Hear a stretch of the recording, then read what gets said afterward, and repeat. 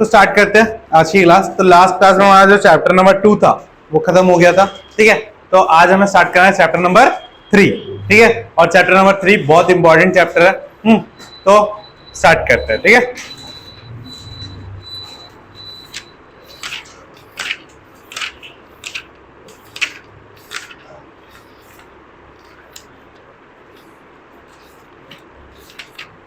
तो चैप्टर का नाम क्या है? चैप्टर का नाम है एटम्स एंड मॉलिक्यूल्स, ठीक है।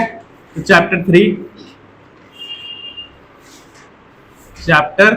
3 name is atoms and molecules, ठीक है। हिंदी में इनको बोला जाता है अणु, ठीक है, और परमाणु। परमाणु कहा जाता है एटम को, अणु कहा जाता है मॉलिक्यूल को, ठीक है। तो स्टार्ट करते हैं। तो सबसे पहले बात करते हैं कि जो एटम्स और मॉलिक्यूल्स हैं ये है क्या एक्चुअली। तो हमें जैसे कि पता है कि हमें जो पता है कि जो मैटर है वो किससे बना होता है? पार्टिकल से बना होता है, ठीक है। छोटे छोटे पार्टिकल से बना होता है और उन्हीं पार्टिकल्स को हम क्या बोलते हैं? एटम्स और मॉलिक्यूल्स बोलते हैं। क्या बोलते हैं उन्हीं पार्टिकल्स को? एटम्स एंड मॉलिक्यूल्स, ठीक है। तो लिखेंगे पहली बात कि all the matter is made up of small particles. These particles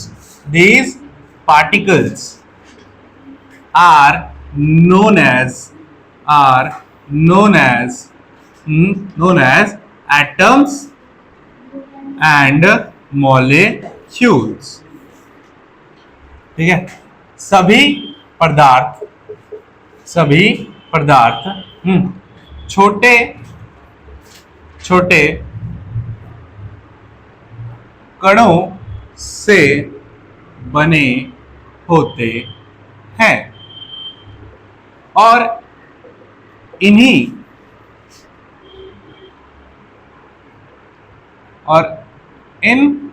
कणों को परमाणु और अणु कहा जाता है। बात समझ में आ गई? हाँ, कि जो हमारा मैटर है वो किससे बने होते हैं? स्मॉल पार्टिकल से बने होते हैं। किससे बने होते हैं? स्मॉल पार्टिकल से बने होते हैं। और इन्हीं स्मॉल पार्टिकल्स को क्या बोलते हैं हम? Atoms and molecules. ये छोटे छोटे किससे बने होते हैं? कणों से बने होते हैं और इन्हीं कणों को क्या बोलाता है? परमाणु और अणु कहा जाता है। क्लियर है इतना? ठीक है। अब तो हमें पढ़ना इस चैप्टर में क्या है? इन्हीं एटम्स और मॉलिक्यूल्स के बारे में पढ़ना है, ठीक है, कि एटम्स कैसे बनते हैं। हाँ, तो एक और एग्जांपल है, ठीक है। लेट्स सपोज तुम्हारे पास वो एक पेज है, उस पेज को हम तब तक फाड़ते हैं जब तक जो लास्ट पीस बच जाएगा, जिसके और हिस्से नहीं होंगे, उसी को क्या बोला जाएगा? एटम कहा जाएगा, ठीक है। तो कहा जाता है कि जो एटम होता है उसे फर्दर डिवाइड नहीं किया जा सकता। जो एटम होता है उसे फर्दर डिवाइड नहीं किया जा सकता, ठीक है। समझ में आ गया यहां तक? कोई डाउट यहां तक? हाँ, अब देखो, अब जो एटम्स और मॉलिक्यूल्स होते हैं, देखो जितने भी मैटर्स होते हैं वो अलग अलग होते हैं। जितने भी मैटर्स होते हैं वो क्या होते हैं? अलग अलग होते हैं, ठीक है। अलग अलग होने का कारण क्या है इनके? क्योंकि इनके अंदर जो एटम्स होते हैं और जो मॉलिक्यूल्स होते हैं वो भी क्या होते हैं? अलग अलग होते हैं। इसी वजह से इनके पास क्या मिलती है? अलग अलग प्रॉपर्टीज मिलती है। बात समझ में आ गई? सबके एटम्स और मॉलिक्यूल्स जो है वो सेम नहीं है, ठीक है, वो सेम नहीं है, ठीक है। बात समझ में? चीनी के मॉलिक्यूल्स अलग होंगे और नमक के मॉलिक्यूल्स अलग होंगे, तभी तो उनको मीठा और नमकीन टेस्ट मिलता है। अगर दोनों के मॉलिक्यूल सेम होते तो दोनों को सेम टेस्ट नहीं मिलता ना। अब दोनों के पार्टिकल्स अलग हैं, दोनों के एटम्स अलग हैं, दोनों के मॉलिक्यूल्स अलग हैं, तो इनकी वजह से उनकी प्रॉपर्टीज भी क्या होंगी? अलग होंगी। क्लियर है यहां तक? कोई डाउट यहां तक? ठीक है, चलो। तो अब हमें बात जो करनी है स्टार्ट, वो करनी है 3 लॉ से। इससे बात करनी है 3 लॉ, ठीक है। और ये लॉ कौन से है? ये कानून वाले लॉ नहीं है, ठीक है, ये साइंस वाले लॉ है, ठीक है। इसमें हमें बात करनी है कि जो केमिकल कॉम्बिनेशन होते हैं, जब दो केमिकल्स एक साथ जुड़ते हैं, ठीक है, उनके बीच में क्या रूल्स, एक तरह से मान लो क्या ये क्या है, रूल्स है, ठीक। कौन कौन से रूल्स अप्लाई होते हैं, और ये तीनों ही जो लॉ है जो मैं अभी तुम्हें बताने वाला हूं, ये मोस्ट इंपॉर्टेंट है। क्या है? Most important. इनमें से क्वेश्चन हर बार बनता है। समझ में आ गया? हाँ, तो यहां तक समझ में आ गया एटम्स और मॉलिक्यूल्स क्या है, कोई डाउट? ठीक है, जो मैटर होता है किससे बना होता है? स्मॉल पार्टिकल से बना होता है, और इन्हीं पार्टिकल्स को क्या बोला जाता है? एटम्स एंड मॉलिक्यूल्स बोला जाता है, ठीक है। चलिए ये मिटा दो फिर। हाँ ठीक,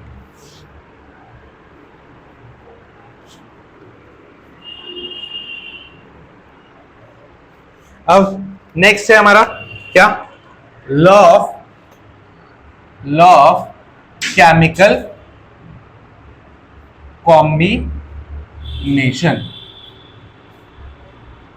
हिंदी में इसको बोलते हैं रसायन संयोजन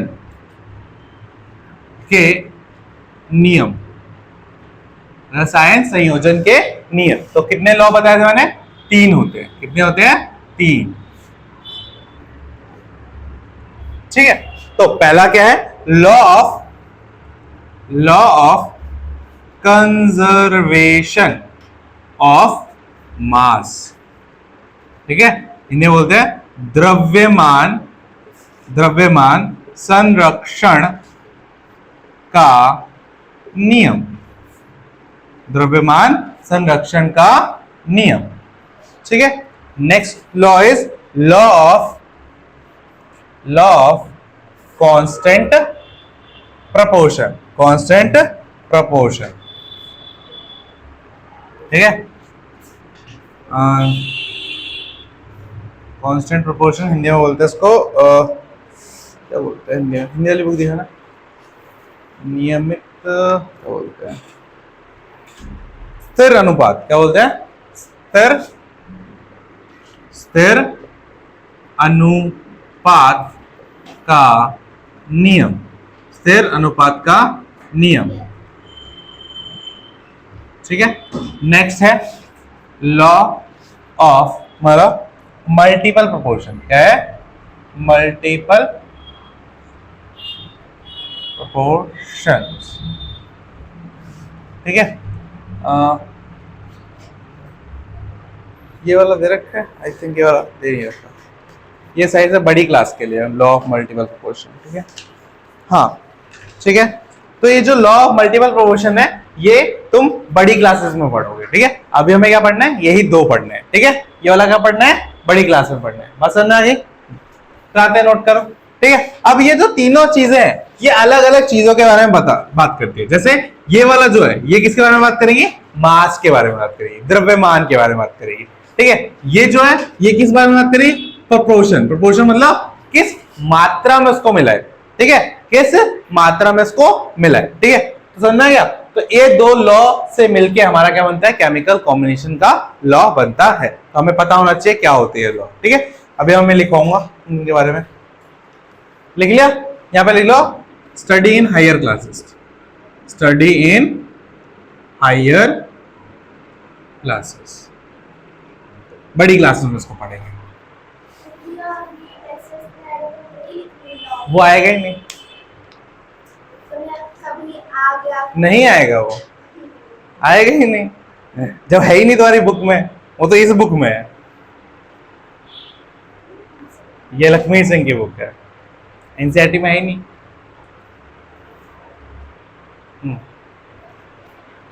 नोट करो यहां तक।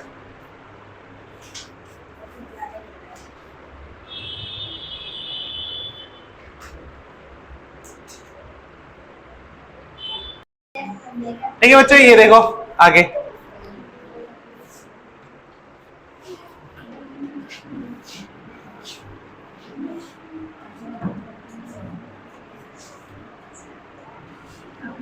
तो अब हम पढ़ेंगे सबसे पहला लॉ कौन सा है? Law of conservation of mass.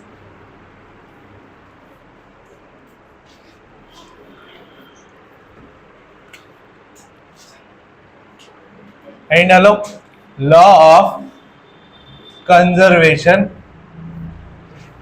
Of mass.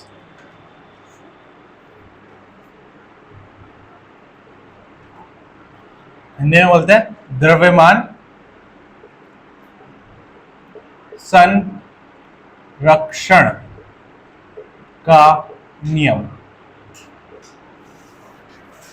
ठीक है, अब इन लॉस पे जानने से पहले हम समझते हैं ये लॉ को हम पढ़ क्यों रहे हैं। समझ में? तो इन लॉस को हम इसलिए पढ़ रहे हैं क्योंकि हमें आगे चल के कुछ केमिकल्स को एक साथ मिलाना है। ठीक है, अब हम कुछ भी लिया और उसको मिला दिया तो उससे जो हम चाहते हैं वो बन पाएगा क्या? नहीं। अगर मान लो हमें चाय बनानी है तो एक सही क्वांटिटी में दूध चाहिए होगा, एक सही क्वांटिटी में चीनी चाहिए होगी, एक सही क्वांटिटी में चाय पत्ती चाहिए होगी और एक सही क्वांटिटी में क्या चाहिए होगा? पानी चाहिए होगा। तुम ऐसा कर सकते हो कि एक चीज को बहुत ज्यादा ले लो और एक को लो ही ना, तो चाय बनेगी क्या? नहीं बनेगी, है ना? तो इन सब चीजों को हमें एक मात्रा में, एक क्वांटिटी में क्या करना पड़ता है? लेना पड़ता है, तभी चाय अच्छी बनती है। हाँ, समझ में? तो उसी तरीके से जब हम दो केमिकल्स को मिलाते हैं और उससे हम चाहते हैं कि हमारे लिए कुछ नया बने, जो या हम कुछ और बनवाना चाहते हैं उससे, तो हमें उसके लिए उनको सही प्रोपोर्शन में तो डालना पड़ेगा ना। हाँ, तो उसके लिए जो रूल्स होते हैं, उसके लिए जो नियम होते हैं, इसीलिए हम इनको पढ़ रहे हैं। अगर इनको ये समझ में नहीं आएगा तो हमें कैसे मिलाएंगे? अगर रूल्स ही नहीं पता होंगे, अगर चाय बनाने का तरीका ही नहीं पता होगा तो तुम चाय बना पाओगे नहीं, है ना? समझ में बात? तो हम अभी क्या सीख रहे हैं? चाय बनाना सीख रहे हैं। किसकी मदद से? इनकी डेफिनेशन की मदद से। ठीक है, यहां पर जो लॉ है ये क्या है? लॉ ऑफ कंजर्वेशन ऑफ मास। तो इसमें किसकी बात होती है? मास की बात होती है। अब मुझे बताओ कि अगर मैं 2 ml चाय लूं, ठीक, 2 ml पानी लूं, 1 ml चाय लूं, 1 ml दूध लूं, ठीक है, 2 ग्राम चीनी लूं और 1 ग्राम चाय पत्ती लूं, ठीक है, इन सबको मिलाओ। ठीक है, तो इन सबको मिलाने के बाद जो मेरा टोटल वेट आएगा वो इन सबको प्लस करने के बाद भी उतना सेम ही आएगा ना। बात समझे मेरी?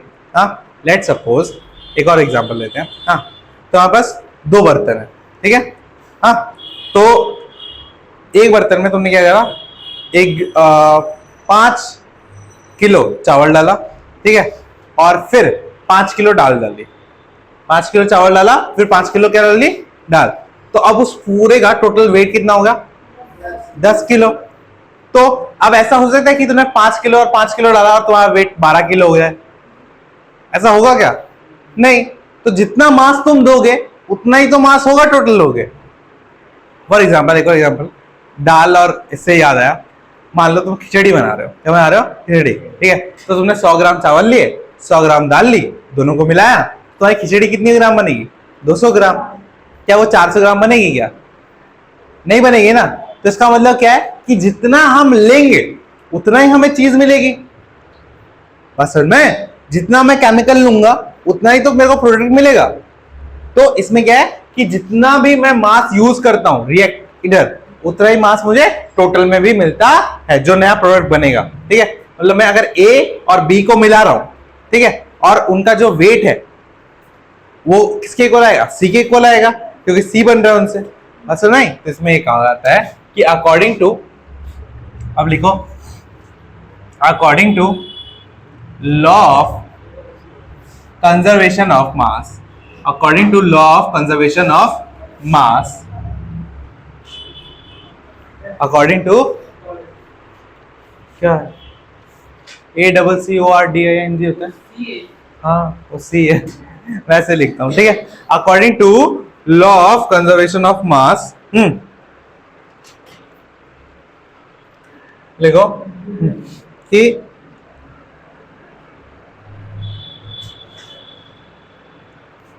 the total mass of product total mass of product is equals to is equal to equals to the total mass of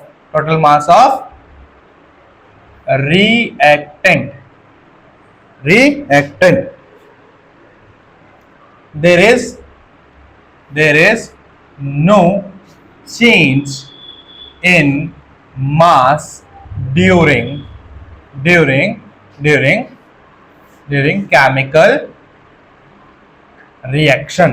chemical reaction. ठीक है, तो ये क्या कहना जाता है हिंदी में? देखो, द्रव्यमान संरक्षण नियम के अनुसार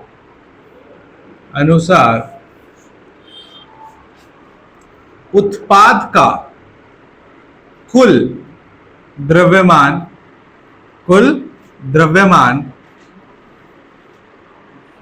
बिल्कुल समान होगा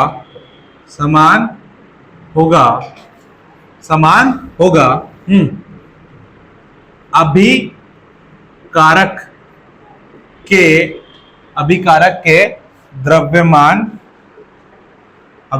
के द्रव्यमान के।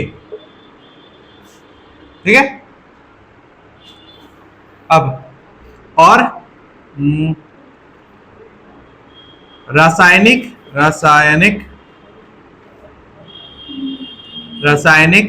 अभिक्रिया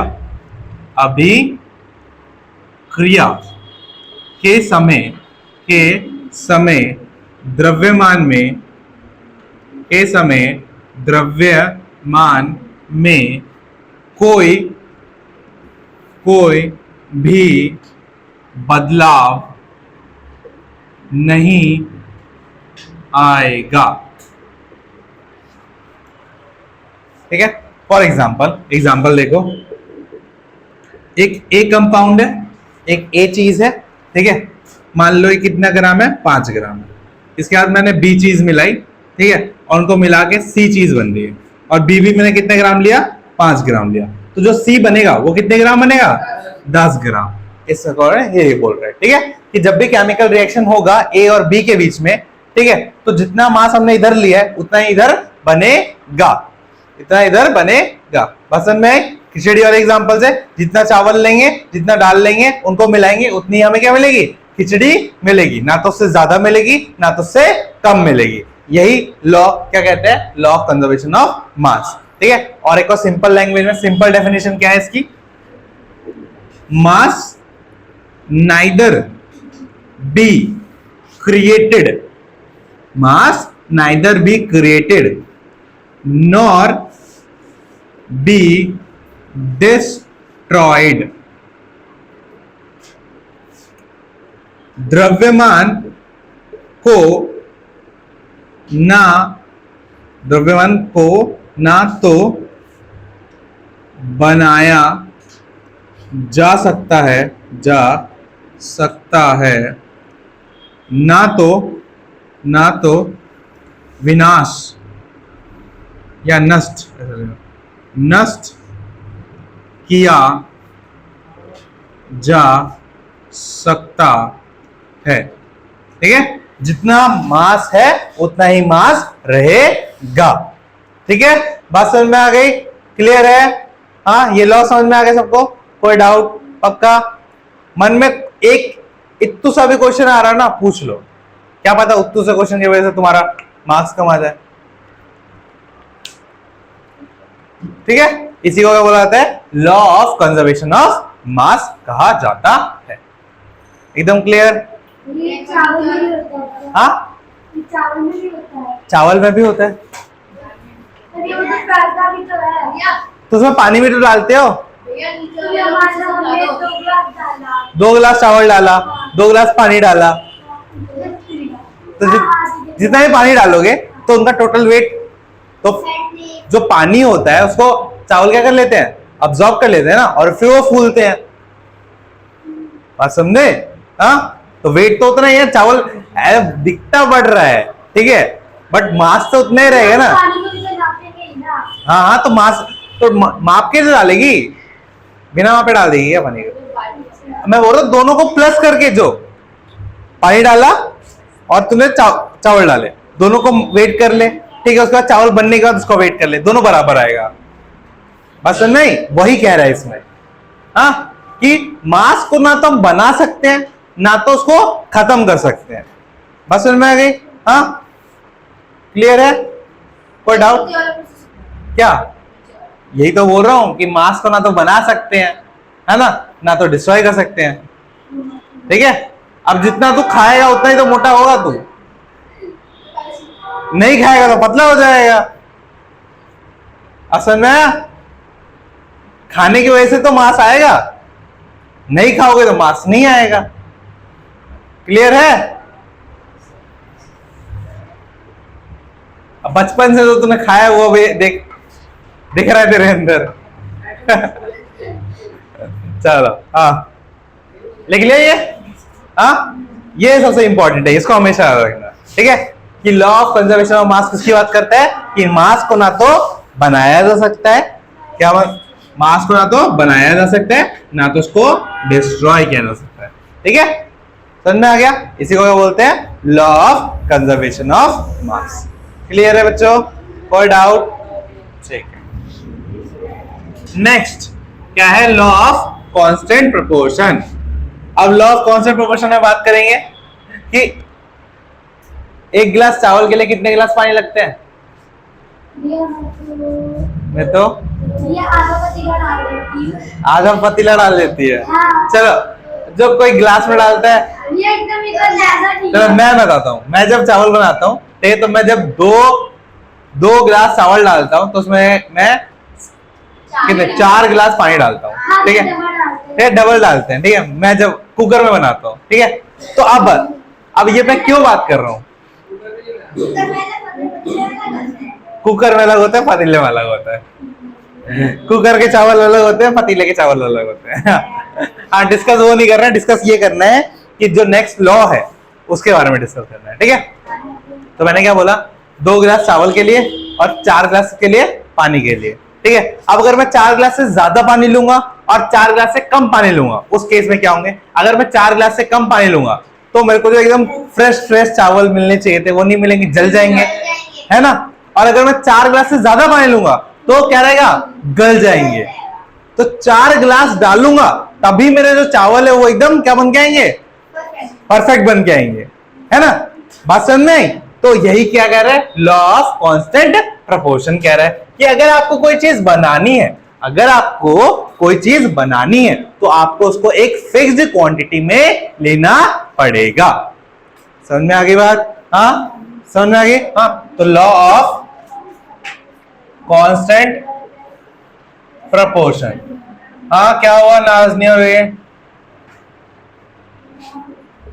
स्थिर अनुपात का नियम, ठीक है। तो क्या बोलता है ये? According to law of constant proportion, according to law of constant proportion,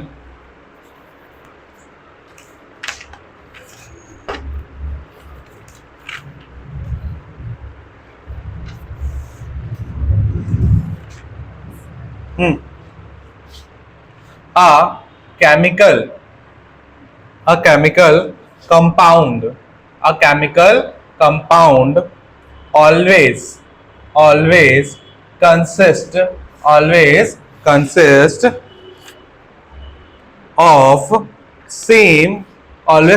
of same elements combined together in the same proportion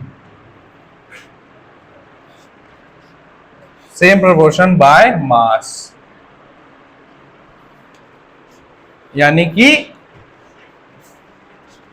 स्थिर अनुपात के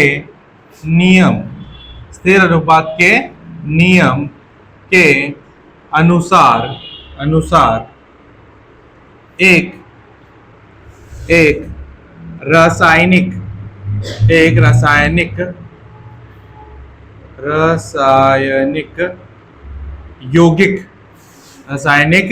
यौगिक को बनाने के लिए हमेशा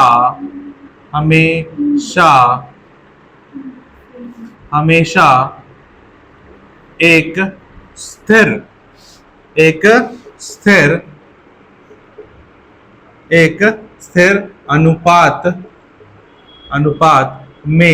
स्थिर अनुपात में द्रव्यमान को लेना पड़ता है।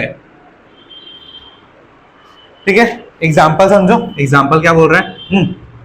एग्जाम्पल ये कह रहा है कि अगर मैं H2, ठीक है, क्या है? H2 गैस है, ठीक है, और O2 गैस है, ठीक है। तो H2 का मैं अगर H2 के दो हिस्से और ऑक्सीजन का एक हिस्सा मिलाऊंगा तभी मेरा क्या बनेगा? जाके वाटर। क्या बनेगा? वाटर। ठीक है, क्या बनेगा? वाटर। और अगर मैं मास की बात करूं, अगर मैं 2 ग्राम हाइड्रोजन मिलाऊंगा और 16 ग्राम क्या मिलाऊंगा? 16 ग्राम क्या मिलाऊंगा? ऑक्सीजन मिलाऊंगा, तभी जाके मेरा पानी बनेगा, जो कि कितने ग्राम होगा? 18 ग्राम होगा। ठीक है, अगर मैंने 2 ग्राम से ज्यादा हाइड्रोजन लिया तब भी पानी नहीं बनेगा, और अगर 2 ग्राम से कम हाइड्रोजन लिया तो भी पानी नहीं बनेगा। अगर मैं 16 ग्राम से ज्यादा ऑक्सीजन लूंगा तो भी नहीं बनेगा, 16 ग्राम से कम लूंगा तो भी नहीं बनेगा। ठीक है, बात समझ में? मुझे हमेशा पानी बनाने के लिए 2 ग्राम हाइड्रोजन चाहिए होगा और 16 ग्राम क्या चाहिए होगा? ऑक्सीजन चाहिए होगा। ठीक है, और जब मैं उनको इसी फॉर्म में मिलाऊंगा 2 ग्राम और 16 ग्राम, तभी जाके मेरा क्या बनेगा? पानी बनेगा। इस लॉ में यही कहा गया है। ठीक है, बात समझ में आई? हाँ, फिक्स होनी चाहिए तभी वो बनेगी केमिकली। ठीक है, बात समझ में आ गई? जैसे 2 गिलास चावल के लिए 4 गिलास पानी क्या था? फिक्स था। अगर 4 गिलास से कम डाल रहा था या 4 गिलास से ज्यादा डाल रहा था तो चावल खराब हो जा रहे थे। ठीक है, उसी तरीके से अगर पानी बनाना है तो 2 ग्राम क्या लेना पड़ेगा? हाइड्रोजन, और 16 ग्राम क्या लेना पड़ेगा? ऑक्सीजन। ठीक है, कोई डाउट? नोट डाउन करें यहां तक।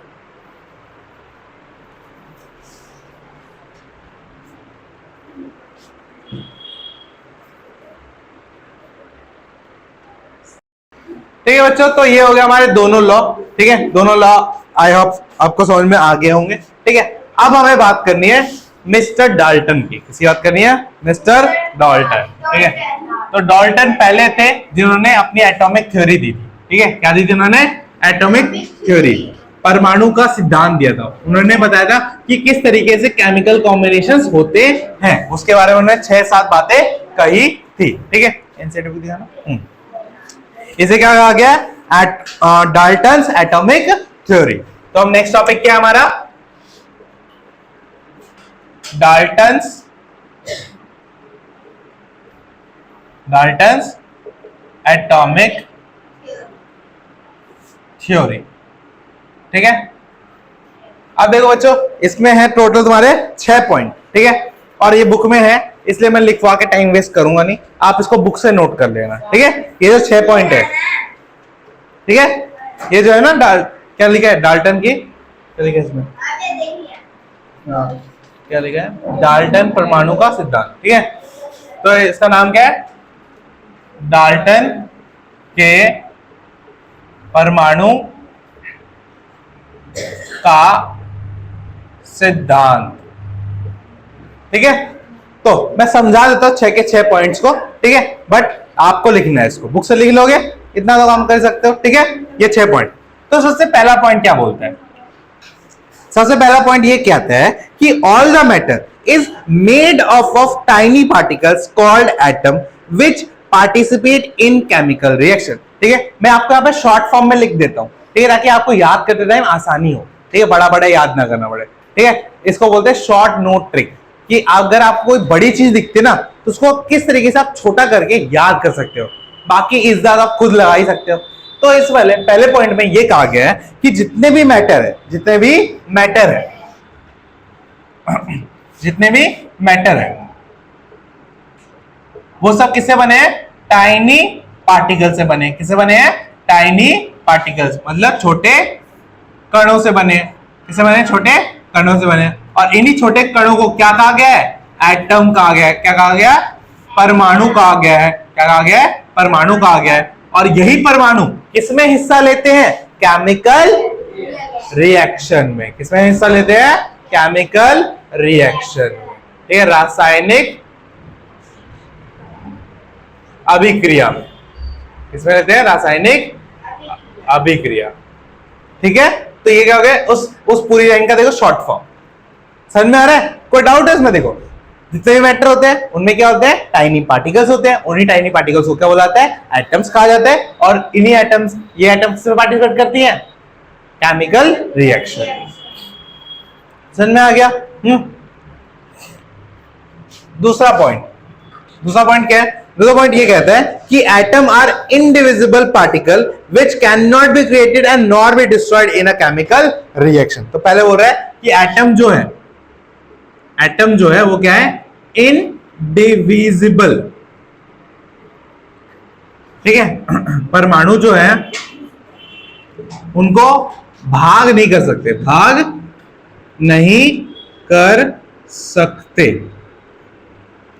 ठीक है, इंडिविजुअल का मतलब कहता है जिसको डिवाइड ना किया जा सके। तो एटम जो है वो कैसे पार्टिकल्स है? इंडिविजुअल, जिनको बांटा नहीं जा सकता। और फिर ना तो इनको नाइदर क्रिएटेड, ना तो इनको बनाया जा सकता है, नाइदर क्रिएटेड, ना बनाया जा सकता है, और नॉर डिस्ट्रॉयड, ना तो खत्म किया जा सकता है। समझ में आ गई? हाँ, जो एटम्स होते हैं उनको डिवाइड नहीं कर सकते। ठीक है, साथ में ना तो उनको बना सकते हैं, ना तो उनको क्या कर सकते हैं? डिवाइड कर सकते, ना तो उनको खत्म कर सकते हैं। ठीक है, समझ में आ गया दूसरा पॉइंट? ठीक है, नेक्स्ट पॉइंट क्या बोल रहा है? नेक्स्ट पॉइंट कि atoms of given element are identical in mass and chemical property. ठीक है, मतलब हो रहा है कि कोई एलिमेंट है, कोई तत्व है, उसके सारे जो एटम्स होंगे, सारे जितने भी एटम्स होंगे, ऑल एटम्स, सारे परमाणु जो होंगे, हाँ, किसके? तत्वों के सारे परमाणु जो होंगे वो क्या होंगे? उनकी प्रॉपर्टी होगी सेम मास होगा। क्या होगा? समान द्रव्यमान होगा उनका। क्या होगा? समान द्रव्यमान होगा। और सेम क्या होगा? Chemical properties. Same chemical properties. ठीक है, मतलब समान रासायनिक क्या गुण।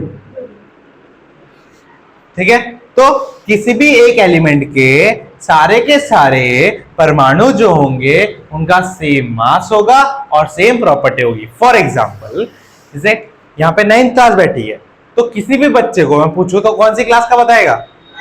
9th। ठीक, तो मतलब क्लास 9th क्या है? एलिमेंट है। तुम सारे बच्चे क्या हो? एटम हो।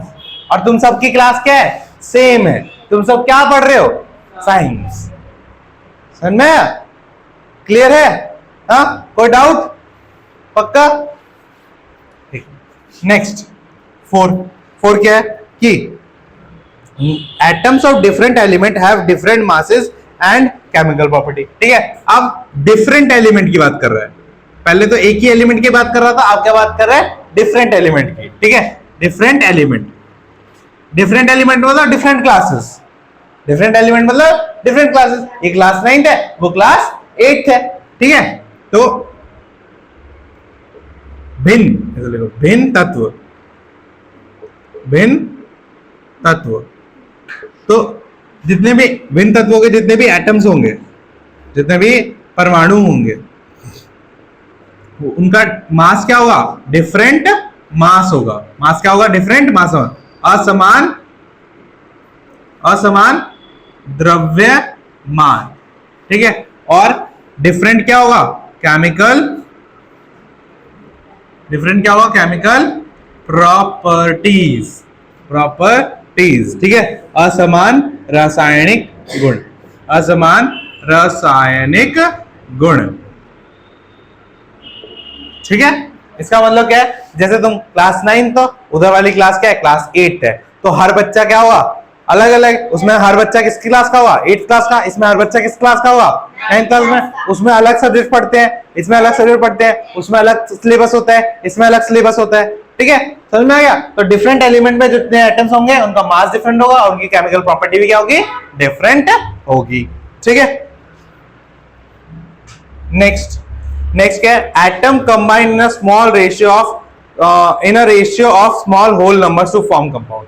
जो एटम्स होते हैं, परमाणु होते हैं, वो सारे के सारे, ठीक है, स्मॉल होल नंबर, ठीक है, छोटे होल नंबर को क्या बोलते हैं, पूर्ण संख्या, पूर्ण संख्या, ठीक है। जो एटम्स होते हैं वो स्मॉल होल नंबर्स में क्या होते हैं, कंबाइन होते हैं, क्या होते हैं, कंबाइन होते हैं, संयोजित होते हैं, संयोजित होते हैं। इसका मतलब क्या है कि जैसे हाइड्रोजन है वो 2, ठीक है, ऑक्सीजन कितना 16, ठीक है, तो 2:16, इनका अगर रेशियो निकालेंगे तो कितना रेशियो होगा, 1:8 का, ठीक है। तो 1 और 8 क्या है, होल नंबर्स है, 1 और 8 क्या है, होल नंबर्स है। तो ये कह रहा है कि जितने भी एटम्स होंगे वो स्मॉल होल नंबर्स में एक साथ क्या करेंगे, कंबाइन करेंगे, ठीक है। उनका जो रेशियो होगा वो क्या होगा, स्मॉल होगा, ठीक है, और किसकी फॉर्म में होगा, होल नंबर्स की फॉर्म में होगा, ठीक है।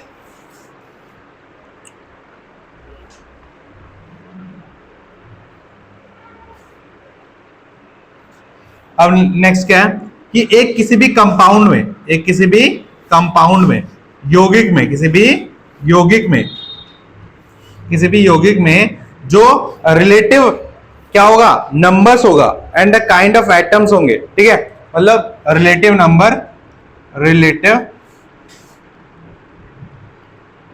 जो संख्याएं होंगी किनकी, एटम्स की, और काइंड्स होंगे, मतलब अलग अलग तरह के एटम्स होंगे, वो क्या होंगे, कांस्टेंट होंगे, काइंड्स मतलब परमाणु के विभिन्न तरह।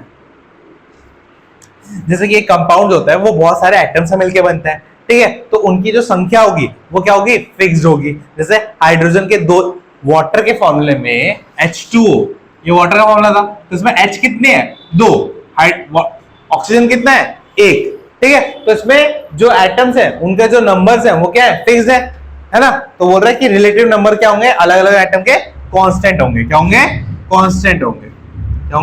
कांस्टेंट, मतलब स्थिर, क्या होंगे, स्थिर होंगे।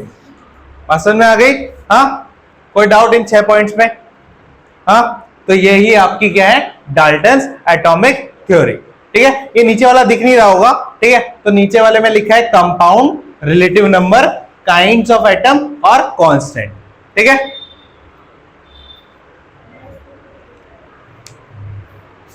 चलिए नोट करिए यहां तक इसको।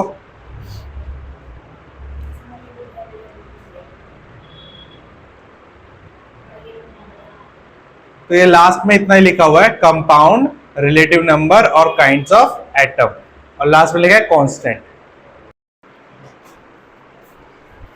तो बस आज की क्लास के लिए यहीं पे करते हैं खत्म, ठीक है।